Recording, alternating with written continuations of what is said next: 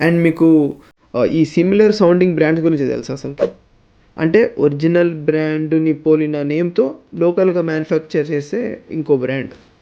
వాటి బేసిక్ ప్రైస్‌ని ఎక్కువగా చూపించి దీనివల్ల వచ్చిన ఎక్స్ట్రా బెనిఫిట్స్‌ని వీళ్ళు తీసుకుంటుంటారు.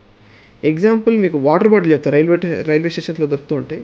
బిస్లరీ ఒరిజినల్ బాటిల్ ఉంటే దాన్ని బిలిసరీ ఇంకా పేర్లు మార్చేశారు. విచిత్రమైన పేర్లు పెట్టి మారుస్తూ ఉంటారు. సేమ్ థింగ్ మందులో కూడా అంటే ఒరిజినల్ బ్రాండ్‌కి ఒక ఫేక్ బ్రాండ్ క్రియేట్ చేసి అమ్మడం జరుగుతూ ఉంటది. అది మీకు ఆల్రెడీ తెలుసు ఆ బ్రాండ్స్ ఏంటో. ఇప్పుడు చంద్రబాబు నాయుడు గారు ఇంకా పవన్ కళ్యాణ్ గారు న్యూ లిక్కర్ పాలసీ తీసుకొచ్చారు. ఇంటర్నేషనల్ బ్రాండ్స్‌ని మళ్ళీ తిరిగి తీసుకొస్తున్నామని చెప్తున్నారు.